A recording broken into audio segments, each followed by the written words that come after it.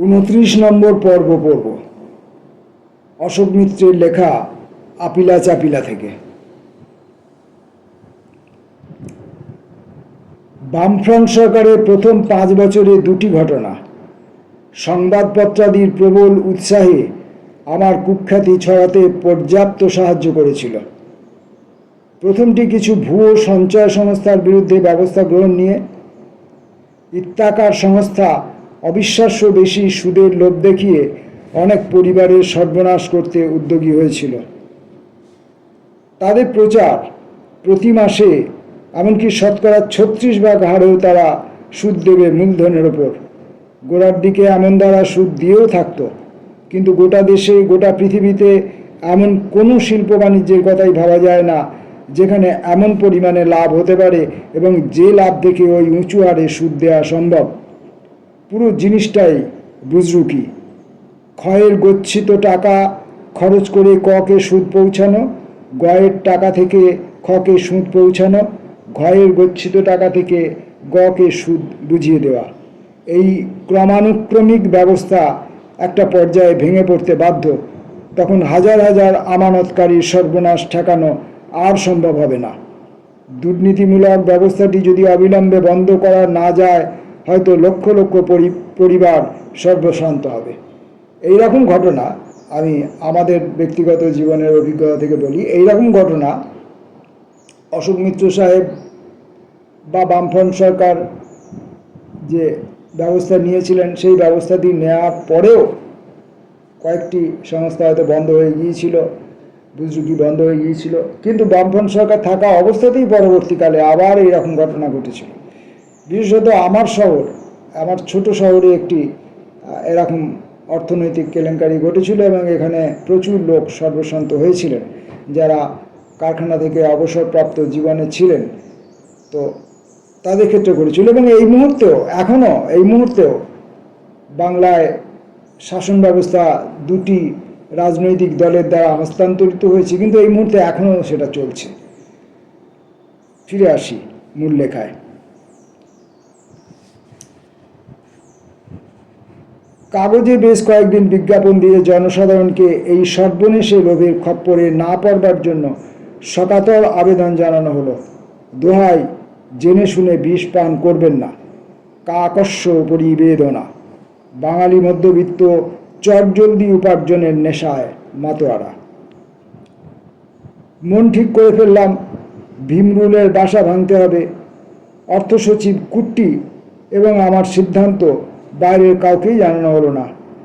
বিক্রয় বা প্রমোদ করের চুরিধারী ধরবার জন্য অর্থ দপ্তরের আওতায় যে পুলিশ বাহিনী ছিল, শুধু তার প্রধানকে ডেকে একেবারে শেষ মুহূর্তে বুঝিয়ে বলা হলো।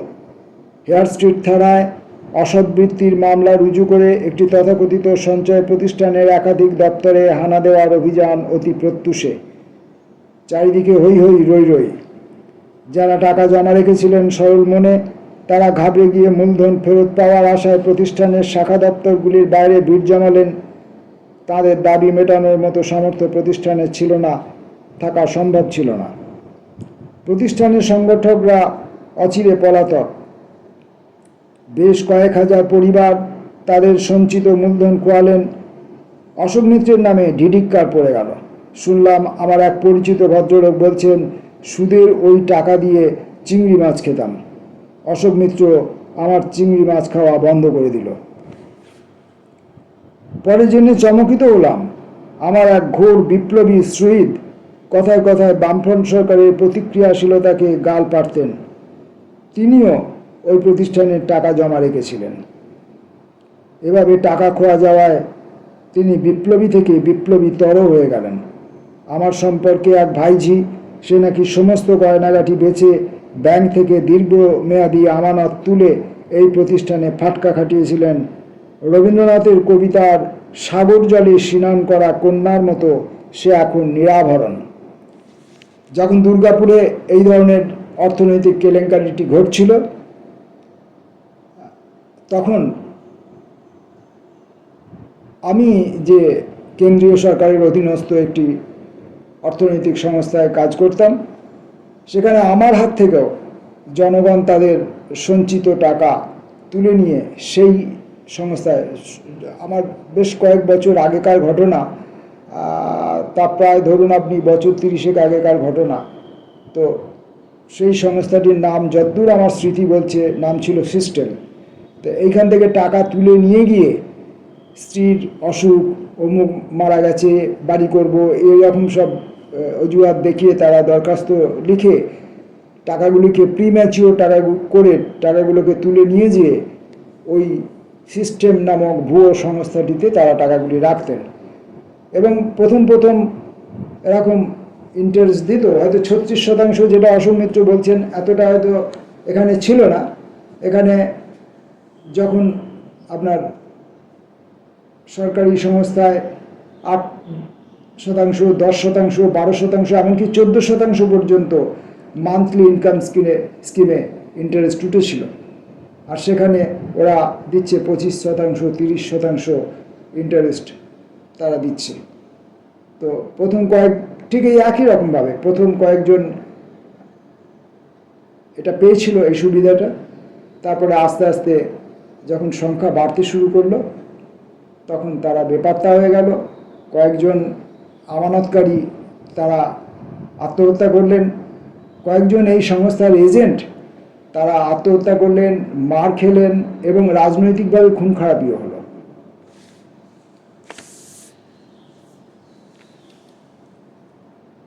ফিরে আসছি লেখায়। বেশি ঠকেছিলেন শেষের দিকে যারা টাকা জমা রেখেছিলেন তারা। প্রথম দিকে যারা রেখেছিলেন তারা গচ্ছিত টাকার সমপরিমাণ সুদের কিস্তি মারফত আগেই পুরো ফেরত পেয়ে গিয়েছিলেন। ধরুন 1 লাখ টাকা রেখেছেন, মাসে মাসে 10,000 টাকা করে ইন্টারেস্ট পাচ্ছেন, 1 লাখে 10,000 টাকা করে। তো এরকম তারা 10 মাস পেলেই তো তাদের 1 লাখ টাকাটা উঠে গেল, তাই তাদের ততটা ক্ষতি হলো না। কিন্তু যারা সবেমাত্র টাকাটা রাখলেন এবং সংস্থাটি বেপাত্তা হয়ে গেল, তাদের পুরোটাই জলে গেল। তারা গচ্ছিত টাকার সমপরিমাণ সুদের কিস্তি মারফত আগেই পুরো ফেরত পেয়ে গিয়েছিলেন। প্রধান মালিক ফেরার তার সাঙ্গপাঙ্গরাও। বাজারে আমার কুৎসা ছড়িয়ে পড়ল, টেলিফোনে গালাগাল, শাসানো চিঠি, লাশ 7 টুকরো করে ফেলে দেওয়া হবে, ইত্যাদি ইত্যাদি। তবে যাই বলুক না কেন, পার্টির ভিতর থেকে প্রচুর অভিনন্দন করলাম। অনেকেই বললেন জনগণের স্বার্থে বামফ্রন্ট কাজের মতো কাজ করেছে। গুজব কানে এলো প্রতিষ্ঠানের সেই ফেরার মালিকের পক্ষ থেকে কাকে নাকি খবর পাঠানো হয়েছে যে যদি আমার সঙ্গে একবার সেই জোচ্চুরটি দেখা করিয়ে দিতে পারে তাহলে তাকে 1 কোটি টাকা দেওয়া হবে আর আমাকে 100 কোটি। নিজেদের মধ্যে প্রচুর হাসাহাসি। একমাত্র বিপদ দেখা দিল প্রমোদবাবুর নির্দেশ, আপাতত কয়েক মাস দেহরক্ষী নিতে হবে। এখানেই অশোক মিত্র সাহেব আগে যখন মন্ত্রিসভায় ঢুকলেন তিনি নিজে দেহরক্ষী নেননি। সেই প্রসঙ্গে যখন তিনি বলছিলেন যে পরবর্তীকালে কোনো এক সময় আমাকে পার্টির তরফে পার্টির নির্দেশ মেনে কিছুদিনের জন্য দেহরক্ষী রাখতে হয়েছিল, সেই ঘটনাটি সম্ভবত এই ঘটনাটি। ফেরার সংগঠককে কিছুতেই ধরা যাচ্ছিল না। পুলিশ কর্তাদের ডেকে প্রচুর উপরোধ করছি, বকাঝকা করছি, কোনো লাভ হয়নি। এক ঝানু আইএএস অফিসার আমার কাছে একান্তে হাঁড়ি ভাঙলেন, স্যার যতদিন পুলিশের লোকেরা ওই প্রতিষ্ঠানে তাদের গচ্ছিত টাকা ফেরত না পাচ্ছে ততদিন ওই মালিক ধরা পড়বেন। অর্থাৎ পুলিশের পক্ষ থেকেও পুলিশের কর্মচারীরাও সেখানে টাকা রেখেছিলেন। বছরখানেক বাদে তিনি একদিন এসে জানালেন, স্যার এবার বোধহয় লোকটা ধরা পড়বে। আমার কাছে খবর পুলিশের কেষ্টবিষ্টুরা এতদিনে তাদের সমস্ত টাকা ফেরত পেয়ে গেছে। হলেও তাই। সপ্তাহখানেক বাদে পুলিশের এক বড় কর্তা সুসংবাদ দিলেন, লোকটা ধরা পড়েছে। ঘাম দিয়ে জ্বর ছাড়লো আমার। এবার দক্ষভাবে মামলা চালিয়ে ওকে যথোপযুক্ত সাজা দিতে হবে। পুলিশের বড় কর্তাটিকে বারবার করে বললাম, এই ব্যক্তিকে কড়া পাহারায় রাখবেন, একা জেরা করে অনেক মূল্যবান খবর বের করা সম্ভব হবে। বৃথাই আমার সতর্ক বাণী উচ্চারণ।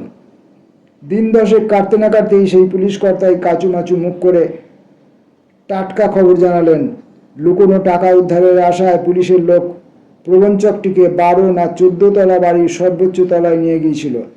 কি করে ঘরে ঢুকে যেন লোকটা পুলিশকে এড়িয়ে সেই 12 না 14 তলা থেকে ঝাঁপ দিয়ে পড়ে আত্মহত্যা করেছে। এই রহস্যময় মৃত্যু নিয়ে অনুসন্ধানের জন্য প্রচণ্ড তাগিদ বোধ করেছিলাম। সন্দেহ না হয়েই পারছিল না নিজেদের কুকীর্তি ঢাকার জন্য সম্ভবত কিছু পুলিশ কর্মচারী লোকটিকে পৃথিবী থেকে সরিয়ে দিল শস্যের মধ্যেই ভূত। আমাকে বোঝানো হলো কোনো লাভ হবে না কিছু জল ঘোলা করা ছাড়া। গভীর অস্বাচ্ছন্দ্য বোধ সত্ত্বেও ইচ্ছাকে সংবরণ করতে হলো।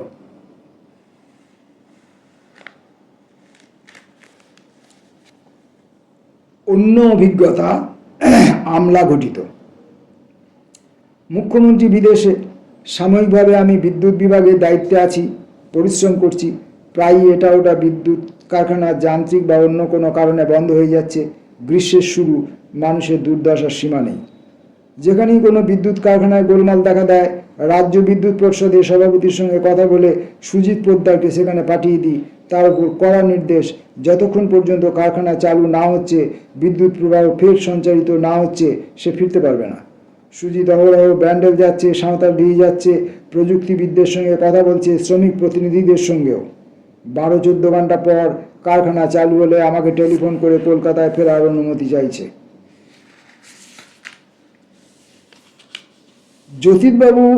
জ্যোতিবাবু বাইরে যাওয়ার আগে জরুরি কি কি ব্যাপারে আমাকে দৃষ্টি দিতে হবে তা বিশদ করে বুঝিয়ে গিয়েছিলেন।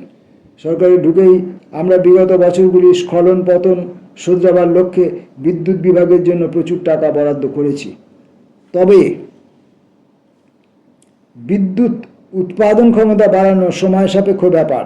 টাকা বরাদ্দ করলেও নতুন কারখানা তৈরি হতে 4-5 বছর লাগে। প্রতিদিন প্রতি রাত্রি বিদ্যুতের অনটন। উৎপাদিত বিদ্যুতের একটি বড় অংশ বামফ্রন্ট সরকার শিল্পক্ষেত্রে বরাদ্দ করেছে বলে কলকাতার মধ্যবিত্ত উচ্চবিত্তদের মনে জমে থাকা ক্ষোভ অনেকে ধরেই নিচ্ছেন সরকারি ব্যবস্থাপনায় ঢের ত্রুটি, বেসরকারি পরিচালনার অবস্থার উল্লেখযোগ্য হেরফের ঘটবে। এই তখন থেকে বেসরকারি সংস্থার প্রতি মানুষের, সরকারের বা ব্যবস্থার বা কোনো অন্তরালবর্তী কোনো ষড়যন্ত্রকারীর সৃষ্টি করা একটা মোহ ছড়িয়ে পড়ল, জনমানুষের মনেও ছড়িয়ে পড়ল যে বেসরকারি সংস্থা এলে কাজ ভালো হবে। ফলে আজও পর্যন্ত সরকারি ব্যবস্থা উঠে যাওয়ার পাশাপাশি বেসরকারি ব্যবস্থার রমরমা চলছে এবং সেখান থেকে দুরকমভাবে অনৈতিক ব্যাপার হচ্ছে। এক হচ্ছে সেই বেসরকারি সংস্থা থেকে ক্ষমতাসীন দলটি, সরকার বলবো না, ক্ষমতাসীন দলটি বিভিন্ন রকমের সুযোগ সুবিধা আদায় করছে, অর্থনৈতিক সুযোগ সুবিধা আদায় করছে। আপনারা জানেন কি কি, ইলেকট্রাল বন্ড হ্যাকড্যাগে এরকম এবং ইত্যাদি বিভিন্ন রকম বিষয়। আর একটা হচ্ছে যে সেই বেসরকারি সংস্থাগুলো সর্বেসর্বা হয়ে গোটা বাজারকে দখল নেওয়ার পর তারা তাদের স্বরূপ ধারণ করছে এবং গ্রাহকদের যথাযথ পরিষেবা তারা দিচ্ছে না, বরং শোষণ অতিরিক্ত মাত্রায় বাড়িয়ে তুলছে। এটা এখনও দেখা যাচ্ছে, অথচ এর বিরুদ্ধে এখনও পর্যন্ত সরকারিভাবে ব্যবস্থা নেওয়া হয়নি যে ওই বেসরকারি সংস্থাগুলোকে আবার সরকারের নিয়ন্ত্রণে নিয়ে আসা হোক।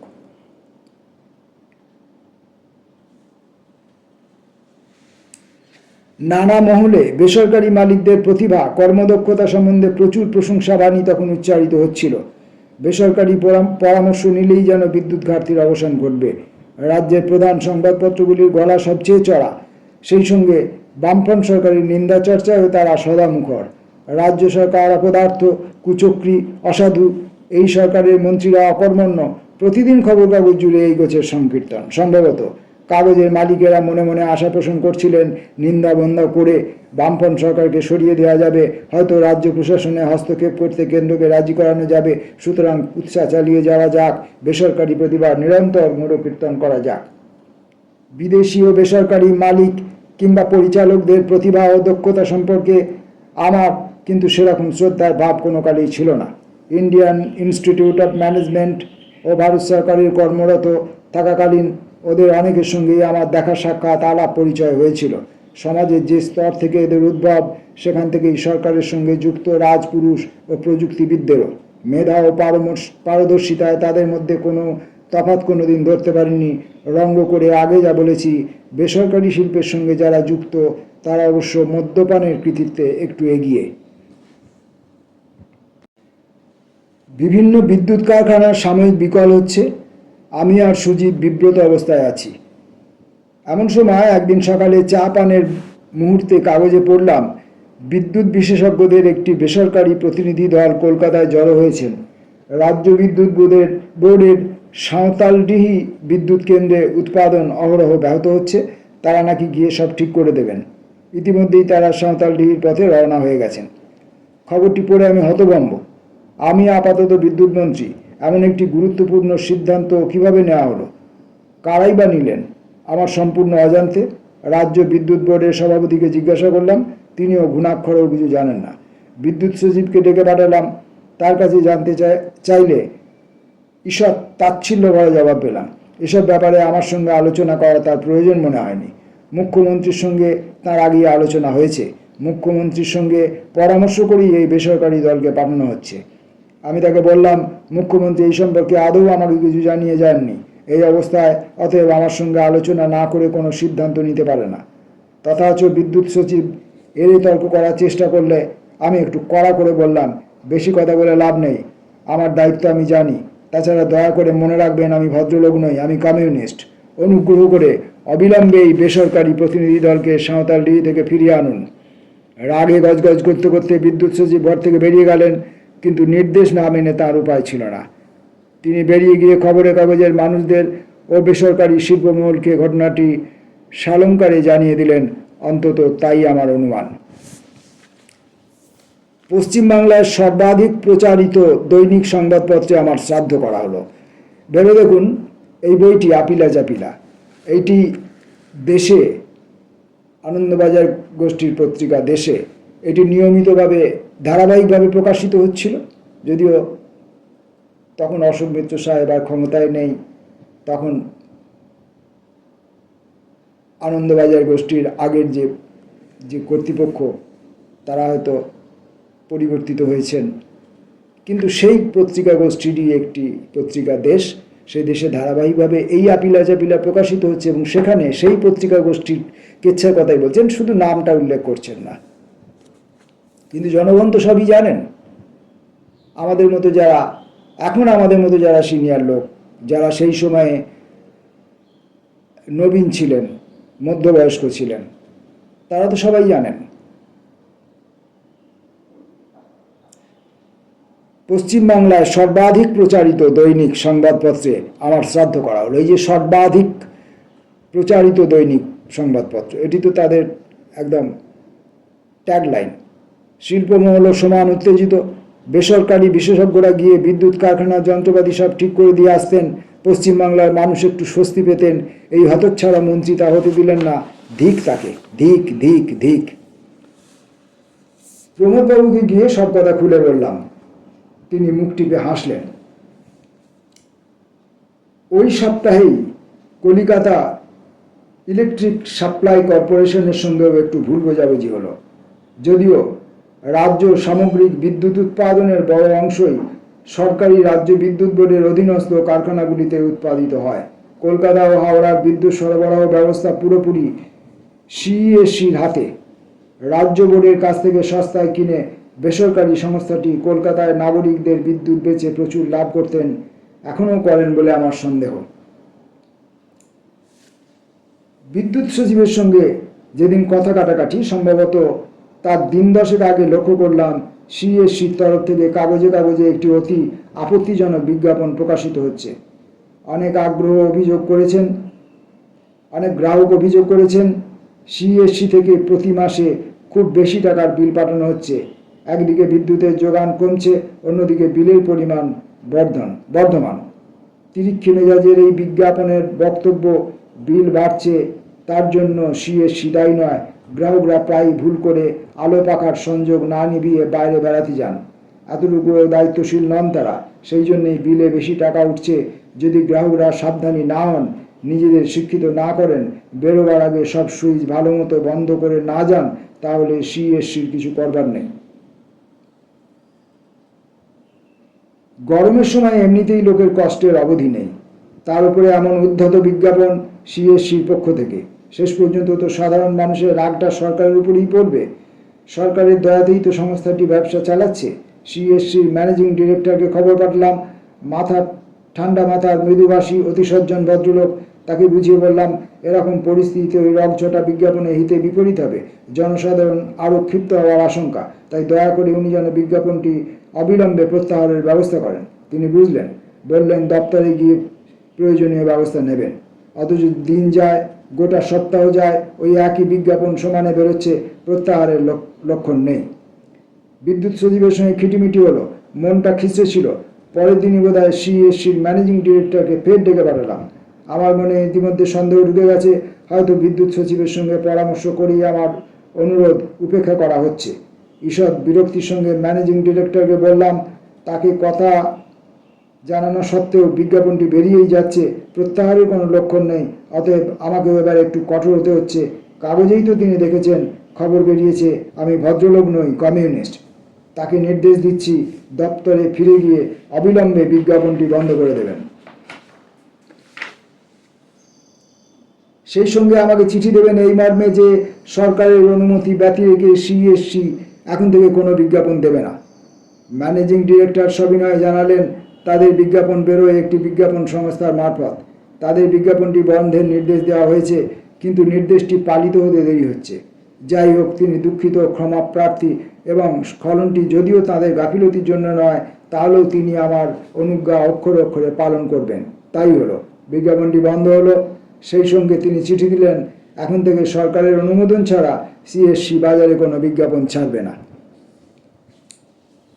একদিনের ব্যবধানে দুই ব্যক্তির কাছে একই বাক্য উচ্চারণ সম্ভবত বোঝার উপায় শাকের আঁটির মতো ব্যাপার, তবে বোঝার উপর শাকের আঁটির মতো ব্যাপার। তবে আমার চিরদিনই যে ধারণা, তাই আরও বদ্ধমূল হলো। এক ধরনের রাজপুরুষ, শক্তের ভক্ত, নরমের জম। ম্যানেজিং ডিরেক্টর মশাইয়ের সঙ্গে পরে আমার সম্পূর্ণ সম্প্রীতি পুনঃস্থাপিত হয়েছে। সিএসসি চেয়ারম্যান অতি অমায়িক, বুদ্ধিমান মানুষ। ভুল বোঝাবুঝি যাতে আর না গড়ায়, সেজন্য তাকে অনুরোধ জানালাম। তার কাছ থেকে যথোপযুক্ত সাড়া পেলাম। জ্যোতিবাবু সবাইকে নিয়ে চলতে আগ্রহী। বিদ্যুৎ সচিবকে নিয়ে জটিলতা তাঁর হয়তো তেমন পছন্দ হয়নি। আমার অভিমত ছিল সচিবটিকে অবিলম্বে অন্য বিভাগে সরিয়ে দেওয়া হোক। জ্যোতিবাবুর তখনও তার সম্পর্কে আস্থার ভাব সম্মত হলেন না। কিন্তু কয়েক মাস না গড়াতেই অন্য একটি ঘটনা। মুখ্যমন্ত্রীকে পরোয়া না করে সচিব মহাশয়ের এক অতিশয় অন্যায় আচরণ, তাকে তাই শেষ পর্যন্ত সরে যেতেই হলো। সচিব রাজপুরুষটির প্রতি আমার তখনও কোনো বিতরাগ ভাব ছিল না, এখনও নেই। তবে প্রশাসনের কতগুলি আবশ্যিক নিয়মকানুন না মানা হলে মুশকিল। বিদ্যুৎ ক্ষেত্রে বেসরকারি উদ্যোগের গর্বিত ফানুস গত কয়েক বছরে পুরোপুরি চুপসে গেছে।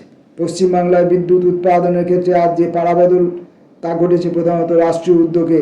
বিদ্যুৎ ক্ষেত্রে বিনিয়োগ প্রতি বছর রাজ্যে বাজেটে বাড়িয়ে বাড়িয়ে যাওয়া হয়েছিল বলে সারা পৃথিবী জুড়েই বেসরকারি খাতে বিদ্যুৎ উৎপাদন ও সরবরাহকারী সংস্থাগুলি সম্পর্কে সম্প্রতি ব্যাপক আশাভঙ্গ। খোদ মার্কিন যুক্তরাষ্ট্র পর্যন্ত ক্যালিফোর্নিয়া রাজ্যে বিদ্যুৎ ক্ষেত্রে বিরাষ্ট্রীয়করণের পরিণামে মস্ত সংকট দেখা দিয়েছিল মাত্র কয়েক বছর আগে। আর এনরন কর্পোরেশনের দেশে দেশে প্রকুচ্চুরি গোছের কার্যকলাপ তো এখন সকলেরই জানা। তবে ভদ্রলোক নই, কমিউনিস্ট বাক্য উচ্চারণে বোধহয় পার্টির মধ্যে কিছু আলোড়ন অনদ্বিধা দেখা দিয়েছিল। কেউই আমাকে কিছু মুখ ফুটে বললেন না। কিন্তু পার্টির উপর মহলে মধ্যবিত্ত ধ্যান ধারণার সমারোহ, আরও একটু বানিয়ে বলতে পারি, প্রায় প্রত্যেকেরই ৩-৪ পুরুষ আগে পিতামহ প্রপিতামহর আমলে জমি জমা ছিল। জমিদারি মানসিকতা মার্ক্সীয় গ্রন্থাদি পড়লেও ঠিক বুঝতে চায় না। হালে অনেকে গাল পারেন সোভিয়েত দেশ ও ইউরোপে, পূর্ব ইউরোপের অন্যত্র সাম্যবাদী আন্দোলনের দুর্দশার প্রধান কারণ লেনিন প্রবর্তিত গণতান্ত্রিক কেন্দ্রিকতা নীতি। যে পরিস্থিতিতে গোপন বিপ্লবী আন্দোলনের সার্থকতার স্বার্থে গণতান্ত্রিক কেন্দ্রিকতার প্রবর্তন করেছিলেন লেনিন, বিপ্লবোত্তর ও সোভিয়েত রাষ্ট্রে তা কতটা প্রযোজ্য ছিল, সেই প্রয়োগ থেকে কোন ধরনের কি গুণ বাসা বেঁধেছিল নাকি মোটেই বাঁধেনি, এইসব নিয়ে এই পক্ষে ওই পক্ষে এন্তার আলোচনা প্রতি আলোচনা হয়েছে, এখনও হচ্ছে।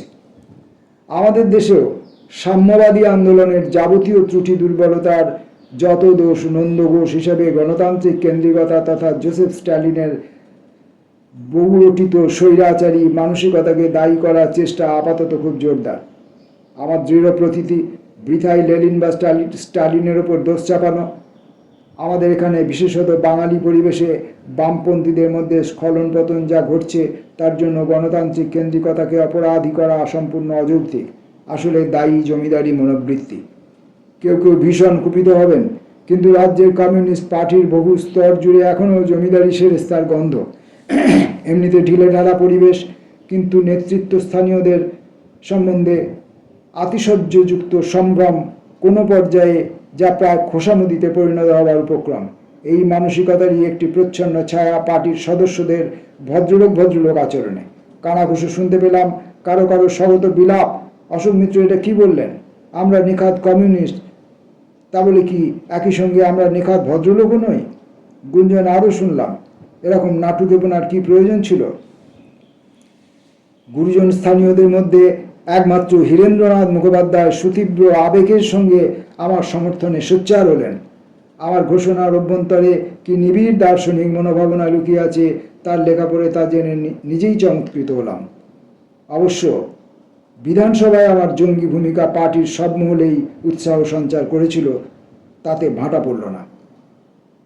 প্রতীক্ষীদের অধিকতর বিরাগভাজন হতে থাকলাম, তাতে অবশ্য আমার মাথা ব্যথা ছিল না। কেন্দ্রের সঙ্গে আমার লড়াই করে যাওয়ার প্রবণতাকে বঙ্গভাষীদের অভিমানাহত সত্তা বোঝা যাচ্ছিল অনেকটাই পছন্দ করতে শুরু করেছে। আমলাদের সঙ্গে চেষ্টা করতাম বন্ধু কিংবা জ্যেষ্ঠ ভ্রাতা হিসেবে আচরণ করতে। কাজের বিচ্যুতি দেখলে স্পষ্ট কথা বলতাম, কিন্তু সবাইকেই কড়া কথা বলি। এই সংবাদ যথেষ্ট প্রচারিত হওয়ার ফলে আমলারা আমার হাঁক ডাকেও অভ্যস্ত হয়ে গেলেন এবং আড়ালে সম্ভবত একটু ঠাট্টা বিদ্রুপ করতেন। সরকারি কর্মচারীদের বিভিন্ন সংগঠন তাদের দাবি দাওয়া নিয়ে দেখা করতে আসতেন। একবার হিসেব করে দেখেছিলাম 250 থেকে 300 সংগঠনের প্রতিনিধি ফি বছর আলোচনায় আসছেন। তাদের অনেকেই বললাম, একটু ধৈর্য ধরে থাকুন, আপনাদের প্রচেষ্টা ও সহযোগিতায় সরকারি কাজকর্মে যথাশীঘ্র উন্নতি সাধিত হবে, প্রশাসনিক ব্যবস্থার প্রসার ঘটবে, তখন সরকারের সামর্থ্য বহুগুণ বৃদ্ধি পাবে, নতুন কর্মসংস্থানের সুযোগ সৃষ্টির সঙ্গে সঙ্গে মাইনেপত্রের হার আরও ঊর্ধ্বগামী হবে। এরকম যে হয়েছে তা অর্থ বিভাগের বিক্রয়কর শাখার ব্যাপ্তি থেকেই বুঝে নেওয়া যায়। গত 2 দশকে এই বিভাগের আয় অন্তত 15 গুণ বেড়েছে, তার সুফল সরকারের সর্বক্ষেত্রে অনুভূতও হয়েছে। আমার সঙ্গে আলোচনায় যখন কোনো কর্মচারী সংগঠন খুশি হতে পারতেন না, তাদের অসন্তোষ সরবই থাকত। হাত জোর করে রঙ্গ মিশিয়ে তাদের বলতাম, দেখুন আপনাদের দাবি দেওয়া এই মুহূর্তে তো আমার পক্ষে মেটানো সম্ভব হচ্ছে না, এক কাজ করুন, বেরোবার মুখে দরজার পাশে ওই দেখুন একটা লাঠি দাঁড় করানো আছে, লাঠিটা দিয়ে প্রত্যেকে আমার মাথায় একঘা করে মেরে যান।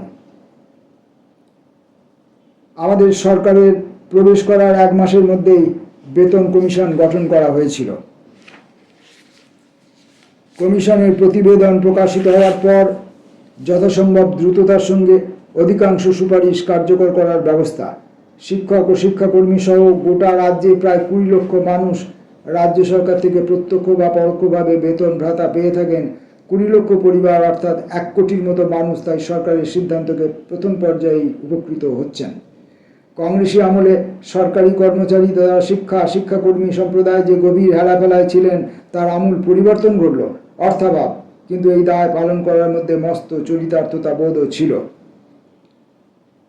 তবে বেতন কমিশনের সুপারিশ চালু করতে গিয়েও হাজারো সমস্যা। বিভিন্ন সরকারি বিভাগে প্রতিটি স্তরে বহু বেতন ভাতাগত অসামঞ্জস্য কমিশন কিছু কিছু দূরীকরণের চেষ্টা করেছেন, কিন্তু করতে গিয়ে প্রায় অসহায় নতুন অসামঞ্জস্যের সূত্রপাত করেছেন। 81 সাল থেকে যে সার্বিক বেতনক্রম ঘোষিত হলো তাতে সব সমস্যার সমাধান হলো না, হওয়া সম্ভবও ছিল না। বেতন ভাতার অসামঞ্জস্য ঘোচানোর প্রয়াস অর্থ দপ্তরের, সুতরাং 12 মাসায় পরিণত। অর্থমন্ত্রীর ঘরে ডেপুটেশনের পালাও। পৃথিবীতে নেই কোনো বিশুদ্ধ চাকরি, বেতনক্রমও নেই। অন্তত একটি ব্যাপারে আমার অতৃপ্তি অব্যাহত। বেতন ভাতা পেনশনের নতুন নিয়মাবলী 81 সাল থেকে কার্যকর হলো। তখন যারা কর্মরত তারা সেসবের সুযোগ সুবিধা পাবেন, কিন্তু যারা সেই তারিখের আগে অবসর নিয়েছেন তাদের ক্ষেত্রে কী হবে? আমার খুব ইচ্ছা ছিল ইতিমধ্যে অবসরপ্রাপ্ত সরকারি কর্মচারী, শিক্ষক, কর্মী, অন্যান্যদের ক্ষেত্রে অন্তত পেনশনের পরিমাণ যারা আগামী দিনে অবসর নেবেন তাদের প্রাপ্যের সঙ্গে সমীকরণ করা হোক। এই ইচ্ছা পুরোপুরি পূরণ হয়নি। এ সমস্ত সার্থকতা অসার্থকতা পেরিয়ে অন্য যে লাভ হয়েছিল তা কার্যসূত্রে পশ্চিমবাংলার প্রত্যেকটি জেলার আদ্যন্ত চষে বেড়ানোয় স্থানভেদে মানুষজনের মুখ্য ভাষার ঈষৎ আদলফের, নানা আঞ্চলিক ভৌগোলিক বিনাশ, কৃষি, ক্ষুদ্র শিল্প, সংগঠিত শিল্পের হাল, রাস্তাঘাটের অবস্থা, আমলাতন্ত্রের কাঠামো, রাজনৈতিক দ্বন্দ্ব সমাসের ঘোর প্যাঁচ ইত্যাদি নিয়ে বহুবিধ অভিজ্ঞতা সঞ্চয়। অধিকাংশ ক্ষেত্রে জেলায় বা জেলার প্রত্যন্তে গাড়িতে চেপেই পৌঁছে যেতাম। সরকারি চালক বিজয় বড়ুয়া অতি দক্ষ গাড়ি চালানোয় মেজাজে একটু খ্যাপাটে হওয়ার কারণও ছিল রাস্তাঘাটে আমার ক্ষুধা তৃষ্ণা একটু কমই পেত।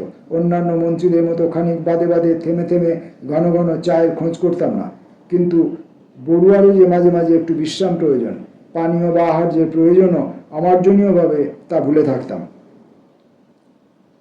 আমার টনক নড়ল যখন শুনতে পেলাম কার কাছে যেন সে আমার সম্পর্কে নালিশ জানিয়েছে, তার অনুকরণীয় পূর্ববঙ্গীয় বিভঙ্গে, হ্যাঁ, নিজেও খাইব না, আমারেও খাইতে দিব না।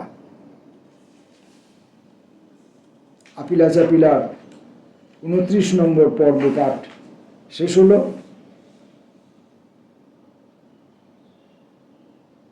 এই পর্বটি পড়ার পর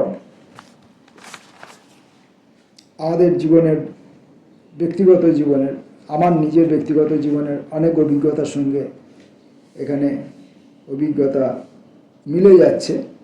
বিশেষত যেসব কাজের কথা অশোকবাবু বলেছেন যে বামপন্থ সরকারে যেসব কাজ করা হয়েছে, সেটা ভূমি সংস্কার হোক, বিদ্যুতের উন্নয়ন হোক, সরকারি কর্মচারীদের জন্য বেতন কমিশন নিয়োগ হোক, এই সমস্ত যাবতীয় যে সামাজিক কাজকর্ম হয়েছে, কৃষকদের জন্য, শ্রমিকদের জন্য রাস্তাঘাট নির্মাণ, একটা যতটুকু যা সম্ভব সেই সময়ের অর্থনীতি অনুযায়ী যতটুকু যা সম্ভব সেটুকু তো হয়েই ছিল।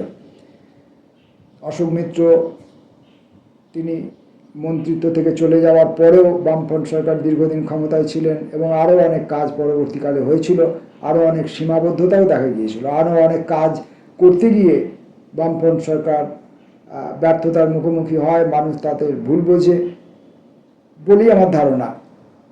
যদিও এখনো পর্যন্ত সংবাদ মাধ্যম এই 34 বছরের বামফ্রন্ট সরকারের বিরুদ্ধে বিষোদ্গার করতে তারা কখনো পিছপা হয় না।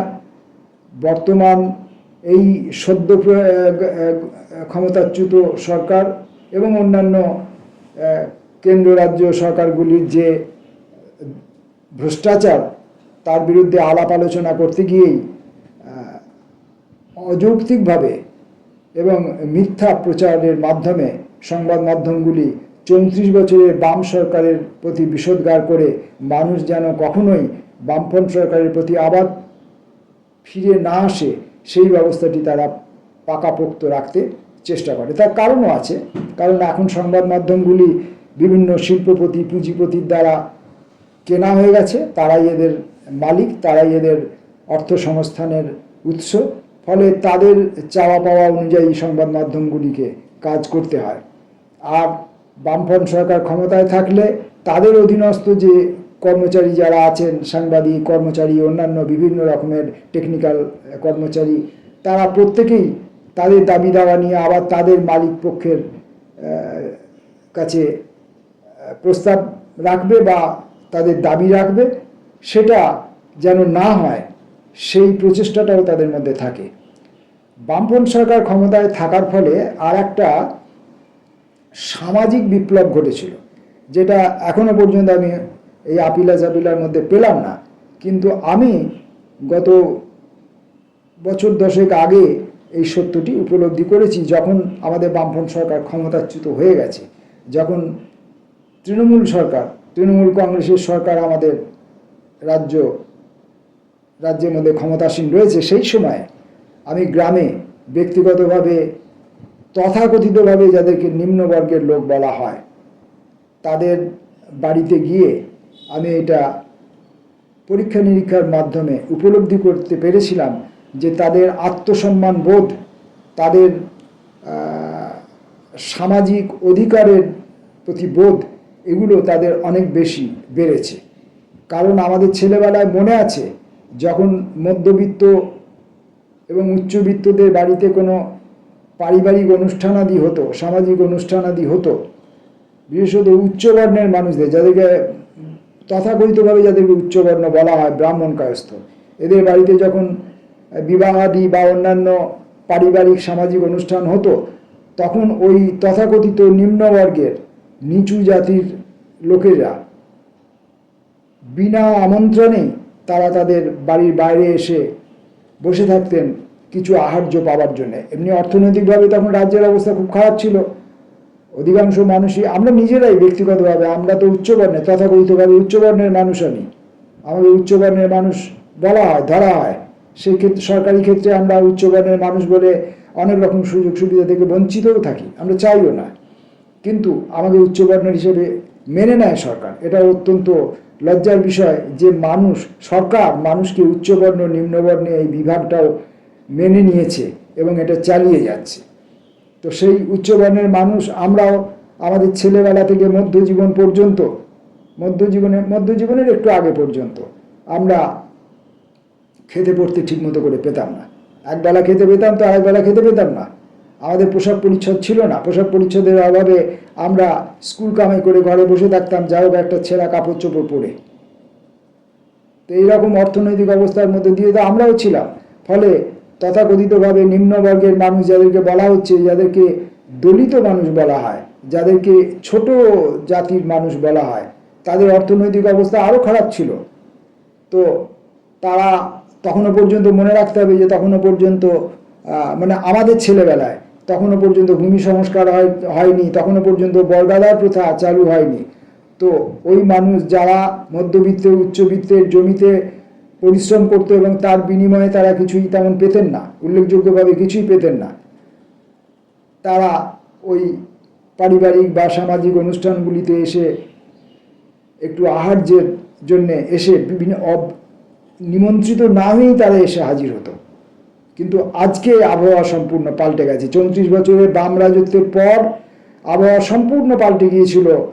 ওই জাতীয় কোনো মানুষই বিনা আমন্ত্রণে, শত উচ্চপদস্থ উচ্চ বর্ণের মানুষ হলেও, শত বড় লোক হলেও, শত ধনী সম্প্রদায়ের মানুষ হলেও তাদের বাড়িতে আহারের নিমিত্ত আসতেন না।